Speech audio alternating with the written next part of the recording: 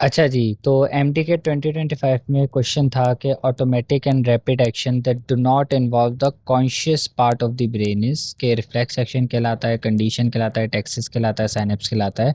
अभी हम पढ़ लेंगे तो हमें समझ आ जाएगा। सबसे पहले हमें ये समझना ज़रूरी है कि रिफ्लेक्स क्या होता है। रिफ्लेक्स आपको पता होगा कि कोई भी चीज़ जिसमें ब्रेन सोचेगा नहीं, सही है, मतलब है कि आपने किसी गर्म चीज़ पे हाथ रखा, आपके ब्रेन ने फौरन जो है वो हाथ को हटा दिया बगैर कुछ सोचे समझे। आपको इतना टाइम ही नहीं लगा कि आपने उस पर सोचना है फिर एक्ट करना है, नहीं, बस आपको पता है कि आपने हाथ हटाना है, तो ये चीज़ रिफ्लेक्स होती है। तो रिफ्लेक्स एक्शन वो एक्शन होते हैं जो कि काफ़ी रैपिड यानी तेज़, ऑटोमेटिक यानी कोई सोचने की ज़रूरत नहीं होती, और इनवॉलेंट्री, वॉलेंट्री जो आप खुद सोच के करें, इनवॉलेंट्री जो बॉडी खुद करे। ठीक है, तो विदाउट अ कॉन्शियस कंट्रोल, यानी एक चीज़ होती है कि आप सोच कर रहे हैं वही चीज़, और एक चीज़ होती है बगैर सोचे जो चीज़ हो रही है, तो विदाउट कॉन्शियस। ठीक है, एग्जाम्पल्स हमारे पास सबसे अच्छी यही है कि किसी हॉट ऑब्जेक्ट पे आपका हाथ लग गया तो आप फौरन विड्रॉ कर लोगे अपना हाथ, यानी हटा लोगे अपना हाथ। बाकी बहुत सी एग्जाम्पल्स हैं, जैसे कोई चीज़ आपकी आंख की तरफ आ रही होती है, आप फौरन जो है अपना मुंह भी मोड़ लेते हो और अपनी आंखें झपक लेते हो, जिसको हम ब्लिंकिंग कहते हैं। So that is reflex.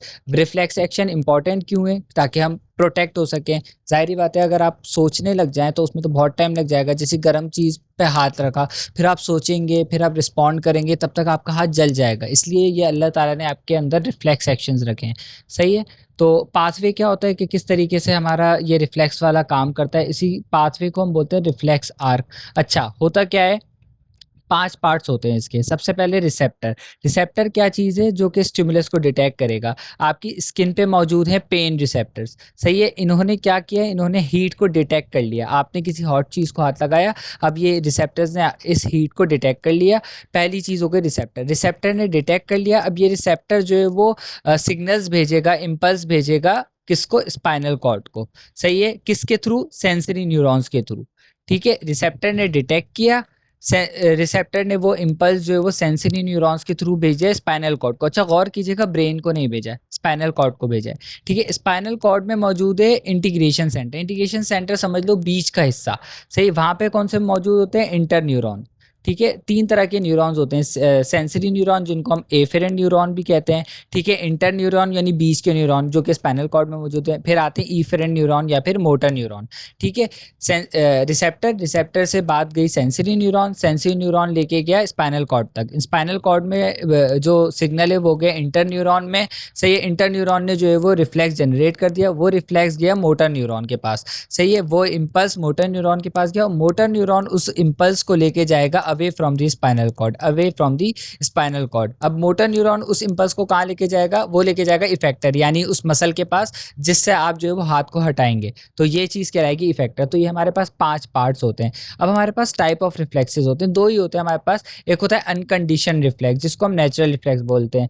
Simple सी बात है, जो बर्ड से मौजूद है, जैसे कि आपका ब्लिंक करना, आंखें झपकना, जैसे कि स्नीजिंग यानी छींकना, कोई भी इरिटेंट आपकी नाक में घुस गया, फौरन आप छींकोगे ताकि वो बाहर निकल जाए। सही है, सॉलो करना, पेन हुआ तो उसमें विड्रॉल कर लेना, ये अनकंडीशनड है, यानी नेचुरली मौजूद है, आपने खुद ने डेवलप नहीं किया।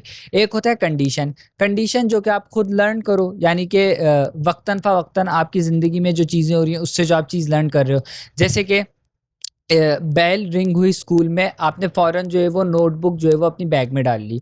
या फिर कोई आप ड्राइव कर रहे हो, कोई एकदम सामने आया, आपने फौरन ब्रेक लगा दिया। ये आपका रिफ्लेक्स है, आपको इतना सोचना ही नहीं पड़ा ये, लेकिन आपने लर्न किया है, ये अपनी ज़िंदगी से लर्न किया है। तो ये हमारे पास कंडीशन अनकंडीशन रिफ्लेक्सेस होते हैं। अच्छा, उसमें तीसरी जो ऑप्शन था वो था टेक्सिस। टेक्सिस क्या होता है कि आप पूरा एक ऑर्गेनिज्म किसी चीज़ की तरफ जो है वो अपनी डायरेक्शन चेंज करे। अच्छा, ये नॉर्मली इंसानों में नहीं होता, ये माइक्रो ऑर्गेनिजम्स में होता है ज़्यादातर, सिंपल एनिमल्स माइक्रो ऑर्गेनिज्म में। इसकी एग्जांपल क्या है?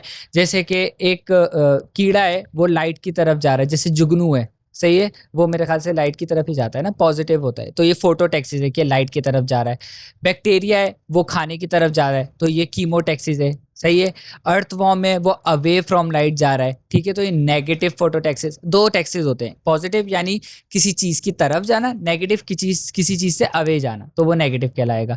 ठीक है, आखिरी चीज साइनेप्स होती है। साइनेप्स क्या होता है कि ये एक न्यूरॉन है, ये दूसरा न्यूरॉन है, इसके दरमियान जो स्पेस है ना, ये हमारे पास साइनेप्स है। मतलब जंक्शन बिटवीन 2 न्यूरॉन्स, 2 न्यूरॉन्स के दरमियान का स्पेस, बस ये हमारे पास हो गया आपका पूरा रिफ्लेक्स का पार्ट। अब हम सॉल्व करते हैं।